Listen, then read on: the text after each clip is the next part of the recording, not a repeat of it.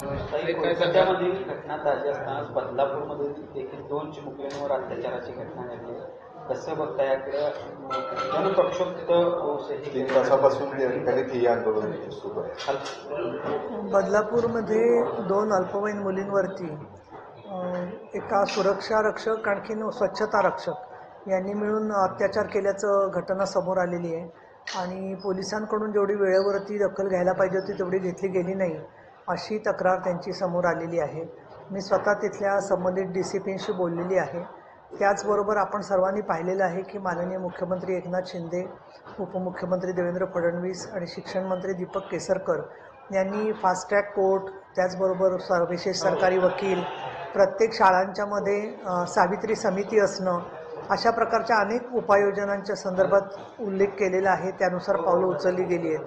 पण लोकांचा मुख्यतः म्हणणं असं आहे की तिथल्या तिथे न्याय झाला पाहिजे, तिथल्या तिथे कोर्टचा खटला चालला पाहिजे. तर मी इथे सांगू इच्छिते की अशा केसेस आणि अशा घटना वारंवार घडत आहेत. दुर्दैवाने फार मोठमोठी माणसंही म्हणतात की मुली तू जन्मालाच आली नसतीस तर बरं झालं असतं. मुळामध्ये म्हणजे सावित्रीबाई फुल्यांनी जो सगळा संघर्ष केला तो याच प्रवृत्तींच्या विरुद्ध होता. त्याच्याबद्दल जर का आपण निराशावादी भूमिका घेतली तर मुलींना जगण्याचा संघर्षसुद्धा करता येणार नाही. या प्रसंगावरती मात करून लवकरात लवकर, म्हणजे मी असं म्हणेन की चार्जशीट दाखल होऊन फाशीची शिक्षा होणं किंवा जी काही शिक्षा योग्य राहील, पण फाशीची शिक्षाच योग्य आहे. पण कायद्याच्या शेवटी कक्षेमध्ये निर्णय कोर्ट देत असतं. पण लवकरात लवकर शिक्षा, याच्यापूर्वीसुद्धा नव्या मुंबईतल्या एका घटनेमध्ये 2 महिन्यामध्ये फाशीची शिक्षा पोलिसांच्या आणि आमच्या प्रयत्नांनी झालेली आहे. त्याच्यामुळे मला असं वाटतं की साक्षी पुरावे सगळे समोर आले आणि त्या बेबीज बोलतात. छोट्या मुलींना बोलचं करणं एक वेगळी असतं, कौशल्य असतं. त्यामुळे या पालकांच्या आणखीन सगळ्या शिक्षकांच्या आणखीन या सगळ्या प्रश्नांच्या मध्ये मुख्याध्यापकेला निलंबित केलेलं आहे. पोलीस अधिकारी महिलेला बदली केलेली आहे. पण ती बदली म्हणजे शिक्षा नसते, ती त्यांची ड्यू बदली होती. त्यामुळे त्यांची बदली होण्याच्या बरोबर चौकशी होऊन त्यांनी काय एवढी दिरंगाई केली, 14 तास का लागले तक्रार नोंदवायला, याच्याबद्दलचं सुद्धा चर्चा होणं गरजेचं आहे. आणि कठोरात कठोर शिक्षा यांना झाली पाहिजे. फक्त लोकांनी अशा पद्धतीने स्वतः कायदा हातात घेऊ नये असं मला त्यांना आवाहन करावं असं वाटतं. आणि त्याचबरोबर मी विधान परिषदेमध्ये गेले 22 वर्ष काम करते. तर शिक्षण विभागाच्या संबंधित पेरंट टीचर्स अशा असोसिएशन असतात प्रत्येक शाळेमध्ये तुकडीनिहाय. तिथे पालक जे शाळांबद्दल मांडतात तर ते मांडल्यानंतर शिक्षण संचालक किंवा शिक्षण अधिकारी त्याची फार गांभीर्याने दखल घेत नाहीत असा त्यांचा ग्रीव्हन्स माझ्यापर्यंतही अनेक वेळेला पोचलेला आहे. मग CCTV 24 तास चालू नसणं, स्वच्छतागृहांच्यामध्ये लाईट नसणं, महिला सेवकांच्या ऐवजी पुरुष सेवक असणं, अशा त्यांच्या ज्या तक्रारी असतात त्याची दखल जर का पालकांच्या तक्रारीची शिक्षण विभागाने घेतली आणि पोलिसांनी सुद्धा ती दखल घेतली जाते की नाही हे दर 3 महिन्यांनी निगराणी केली तर आपोआपच या असे प्रकार घडणार नाहीत असं मला वाटतं. आणि म्हणून मी असं म्हणेन की केवळ एक मोठा कायदा करणं पुरेसं नाही आहे, तर सातत्याने देखरेख करणाऱ्या यंत्रणेमध्ये समाजाचा आणि पालकांचा सहभाग जर का असला तर त्यामध्ये आपल्याला अधिक चांगला न्याय मिळू शकेल असं मला वाटतं. आणि या सगळ्या घटनांमध्ये आरोपी जो आहे तर त्याला आता तर शिक्षा झालेली आहे, पण आता तर त्याला अटक झालेली आहे, परंतु कुठल्याही परिस्थितीत त्याला जामीन मिळता कामा नये हे सुद्धा फार आवश्यक आहे असं मला वाटतं. ही तक्रार जी आपण जसं म्हटलं की ती तक्रार दाखल करून घेतली, त्या अधिकाऱ्यांच्या निलंबनाची कारवाई व्हावी अशी तुमची मागणी असते. मी आधीच सांगितलेलं आहे की चौकशी त्यांची झाली पाहिजे. दुसरं, मला असं मी जेव्हा माहिती घेतली तेव्हा कळलं की छोट्या मुली बोलत नव्हत्या घाबरून आणि त्याच्यामुळे त्यांना वेळ लागला. तर मुळामध्ये असं आहे की 3 किंवा 4 वर्षाचं मूल इतर माणसासारखं घडाघडा ताबडतोब ते FIRला आवश्यक सगळी माहिती देईल अशातला भाग नसतो. आणि अशाला साक्षी पुरावे किंवा परिस्थितीजन्य पुरावे कसे गोळा करायचे ही पण एक कौशल्याची भाग आहे. आणि म्हणून पॉक्सोच्या केसेस कशा हाताळायचा याचं प्रशिक्षण तेवढं जर का महिला पोलिसांना नसेल तर ते दिलं गेलं पाहिजे. हे मी वारंवार पोलिसांशी सुद्धा बोललेली आहे. हा जो भाग आहे तो, आणि त्याच्यात दिरंगाई होत असेल तर माझा स्वतःचा असा अनुभव आहे की एक छोटी बेबी बोलतच नव्हती, पण तिला शेवटी ज्यावेळेला मी तिला एक छोटंसं गेम काढून दिला त्याबरोबर ती म्हणाली की 2-3 वेळा खेळली त्याच्याबरोबर आणि मग मला म्हणे मैं अभी सब कुछ आपको आंटी बोलूंगी. त्याच्यामुळे कसं आहे त्या मुलाच्या मनात विश्वास आणि प्रेम हे त्यांना जागृत झालं तर ते त्या ठिकाणी बोलतात. पण मुळात पोलीस स्टेशनच्या आतमध्ये एवढ्या 3-3, 4-4 पोलीस अधिकाऱ्यांसमोर ते बाळ बोलेल कसं? त्याच्यामुळे कुठेतरी एक वेगळी रूम, जशी कोर्टं आमची सेपरेट असतात पॉक्सोच्या बद्दल, तशा सुद्धा विचार थोडा करणं गरजेचं आहे. मी सरकार अतिशय संवेदनशील आहे, पण प्रत्येक गोष्टीमध्ये आम्ही 12-15 वर्ष सांगून अधिकारी बदलतात, अधिकाऱ्यांमध्ये अनेक कार्यक्षम अधिकारी आलेले आहेत, पण व्यवस्था म्हणून बदलण्यासाठी पालकांचा आणि समाजाचा सहभाग जर का याच्यात वाढला तर मला असं वाटतं की नक्की त्याचा चांगला परिणाम झालेला आहे. कायदा सुव्यवस्थेमध्ये निर्माण होतोय अनेक घटनांमधून असं वाटतं का आपल्याला? पण विरोधक हां, बोला. विजय वडेट्टीवार यांनी आता टीका केली की खरंच कायद्याचं राज्य आहे का या राज्यामध्ये, कारण सत्ताधारी मंत्रीच पुण्यामध्ये गुंडांना सोबत घेऊन फिरतायत. नाही, मला कोणी गुंडाला बरोबर घेतलंय मला माहीत नाही आहे.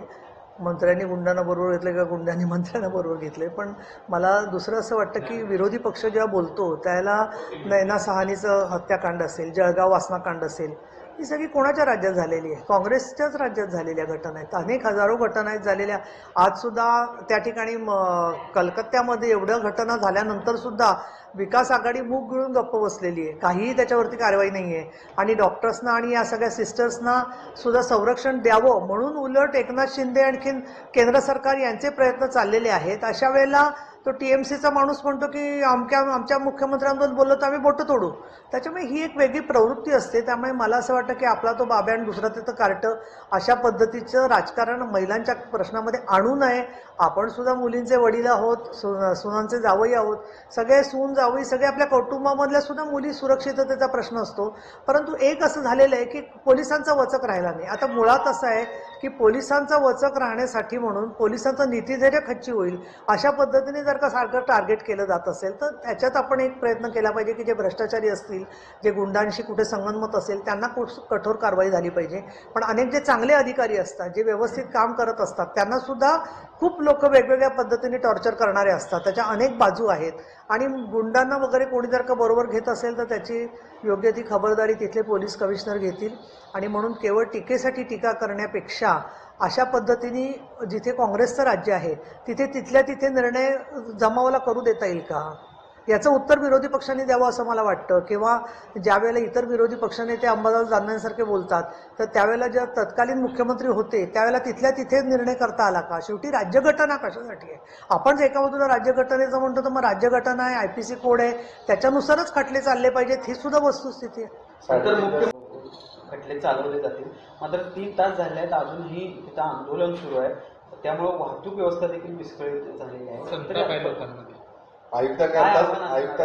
पोलीस आयुक्तांनी आताच त्या ठिकाणी 5 मिनिटात हे सगळं की ते पालक म्हणून संतप्त आहेत.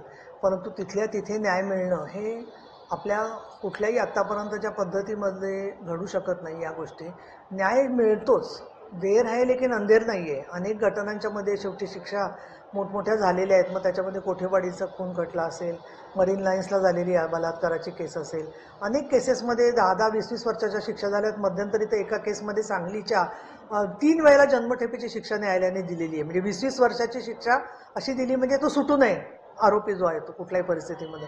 त्यामुळे मला असं वाटतं की न्यायालय सुद्धा खूप संवेदनशीलपणे आता द्यायला लागलेली आहेत निकाल जे आहेत ते, कारण त्यांनाही कायद्याची शेवटी जाड आहे. आणि त्यामुळे मला असं वाटतं न्याय, आणखी सरकार आणि पोलीस याच्यावरती त्यांनी जरूर विश्वास ठेवावा. आणि मी दुसरं तुम्हाला सांगेन की ज्या मुलींना न्याय मिळाला आहे अशा अनेक मुली मला माहिती आहेत की त्यातल्या एका मुलीचं आता लॉयर झालेली आहे. आणि त्या मुली नंतर परत स्वतः पायात उभ्या राहतात, पायाने उभ्या राहतात, आत्मविश्वासाने काम करतात. त्यांच्या पाठीमागे आपण राहिलं पाहिजे असं मला वाटतं. आणि म्हणून माझी त्यांना कळकळीची विनंती राहील की पोलिसांना कुठलीही अशी पावलं उचलण्याची वेळ येता कामा नये, या दृष्टिकोनातून त्यांनी कृपा करून सहकार्य करावं. स्कूलची म्हटलं आपण, मात्र ह्या फक्त नावापुरत्या असतात ना. स्कूल त्यांच्यावरती किंवा काही माहिती देत असते किंवा पॅरेंट्स स्कूलना त्याच्यावरती.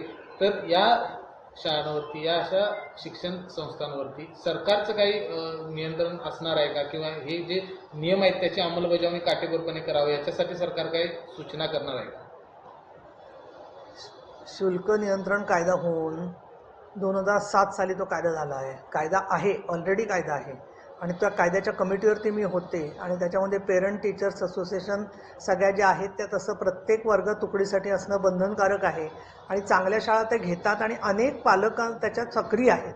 त्यामुळे आपण सरसकट जे असं विधान करतो ना की सगळं कागदपत्री आहे, हे मला वाटतं की ज्या चांगल्या शाळा आहेत किंवा ज्याचे पालक सक्रिय काम करतायत त्यांच्यावर पण अन्याय करण्यासारखं असतं आणि म्हणून मी असं म्हणेन की याच्यात अजून एखादी बेस्ट प्रॅक्टिस किंवा चांगलं काम केलेल्याची उदाहरणं अशी शाळांमध्ये गेली तर त्याच्यामधून पालकांचा आणि असा हुरूप वाढेल. आपण जेव्हा बातम्या देतो त्याला निराशाजनक किंवा नकारात्मक फक्त बातमी देऊन त्याची ब्रेकिंग न्यूज होण्यापेक्षा एखादी अशी उदाहरणं आपल्याला काही सापडली. आमच्याकडे काही झालेल्या आहेत घटना की त्याच्यामध्ये मुलींना रस्त्यामध्ये छेडल्यावरती त्यांनी तिथल्या तिथे त्याला बुकलून काढलेलं आहे. मग शेवटी आपण या विषयाकडे येतो की मग मुलींनीच प्रतिकार करावा का? मी तर या मताची आहे की आपण वेळ पडल्यास स्वतः प्रतिकार करावा. मी तर शासनाकडे मागणी केलेली आहे की वेळ पडल्यास, आता यात अगदी छोट्या मुली होत्या 3-4 वर्षाच्या, पण थोड्या जरा वयाने मोठ्या असतील आणि त्यांची तयारी असेल तर त्यांना प्रतिकारासाठी वेळप्रसंगी शासनाने शस्त्र दिली पाहिजे. तशी मागणी मी फ्लोअरवर अनेक वेळा केलेली आहे आणि मला ती मागणी काही चुकीची वाटत नाही. कारण दिशा कायदा आणि दंडसंहिता नवीन जे गृहमंत्री अमित शहा यांनी जी सगळी दंडसंहिता लोकसभेच्या मान्यतेने समोर आणली त्याच्यामध्ये अनेक गोष्टी चांगल्या आहेत की ज्या दिशा कायद्यामध्ये होत्या त्याचा ऑलरेडी केंद्र सरकारने समावेश केलेला आहे. त्याच्यात एक असं आहे की चार्जशीट दाखल झाल्यावरती कोर्टात केस उभी राहीपर्यंत त्या पीडित मुलीला पोलिसांना कळवायला लागेल की तुमच्या केसची आत्ता काय व्यवस्था आहे, आत्ता काय अपडेट आहे आणि परत त्याची तारीख कधी पडणार आहे, कोर्टामध्ये काय प्रगती चाललेली आहे. दुसरा महत्त्वाचा भाग म्हणजे मुलीला साक्षीदार संरक्षण कायद्यानुसार पूर्णतः संरक्षण दिलं जाईल की जेणेकरून तिला जात येत असताना किंवा इतर काही त्रास असतील तर त्याच्यामध्ये तिला कोणी दबाव आणून होस्टाईल होण्यासाठी भाग पाडणार नाही. हा त्याच्यामध्ये दुसरा भाग आहे. तिसरं, चार्जशीट दाखल करण्यासाठी सुद्धा जे दिशा कायद्यात म्हटलेलं होतं की 2 महिन्यामध्ये चार्जशीट दाखल करावं तेच त्याच्यामध्ये सुद्धा म्हटलेलं आहे. त्यामुळे दिशा कायद्याचे बरेचसे भाग जे आहेत सायबर क्राईमच्या संदर्भात सुद्धा SOPs देवेंद्रजी फडणवीस यांनी लागू केलेले आहेत. मी स्वतः जे निर्देश दिले होते त्याची त्यांनी अंमलबजावणी केलेली आहे. दिशा कायदा केंद्र सरकारच्याकडे प्रलंबित आहे कारण त्या स्टेटच्या कायद्यामध्ये तुम्हाला लक्षात असेल काही जणांच्या की खाजगी सावकारी कायदा पास व्हायला 8 वर्ष लागली होती. त्यामुळे याला तेवढी लागू नाहीत पण त्यातले 50%च्या पेक्षा जास्त गोष्टी केंद्र सरकारने ऑलरेडी मान्य केलेल्या आहेत. तुम्हाला सुद्धा त्या ठिकाणी पोहोचण्याचे निर्देश काही मिळालेत का, काही सूचना आलेल्या? आपल्याला कल्पना आहेच की अशा वेळेला जेव्हा लोकांचं मध्ये खूप अशी अस्वस्थता असते त्यावेळेला मी स्वतः प्रत्येक वेळेला जाऊन भेटत असते आणि त्यामधून लवकरात लवकर न्याय यंत्रणेला चालना देण्याचा, मदत करण्याचा माझा हेतू राहिलेला आहे. आणि याच्यामध्ये खरं सांगायचं तर सगळे साथीदार कोण असेल मला तर जनतेबरोबर माध्यमही साथीदार आहेत. कारण प्रत्येक वेळेला त्या घटनेला वाचा फोडून न्याय मिळण्यासाठी कोठेवाडी असेल, काठोडा असेल, मरीन लाईन्स असेल, प्रत्येक बाबतीमध्ये तुम्ही सहकार्य केलेले आहे. माननीय मुख्यमंत्री महोदयांनाही या सगळ्या संदर्भामध्ये ताबडतोब बदलापूरला जाऊन भेटणं हे आवश्यक वाटतं आहे आणि त्या दृष्टिकोनातून लवकरात लवकर बदलापूरला पोहोचून तिथल्या पालकांना दिलासा देण्याचा सुद्धा मी प्रयत्न करते आहे. आणि त्याचबरोबर पोलिसांच्या काही त्रुटी राहिल्या असतील ते मी स्वतः त्याची छाननी करून त्याबद्दलचा नीट अहवाल माननीय मुख्यमंत्री आणि गृहमंत्री यांच्याकडे देणार आहे.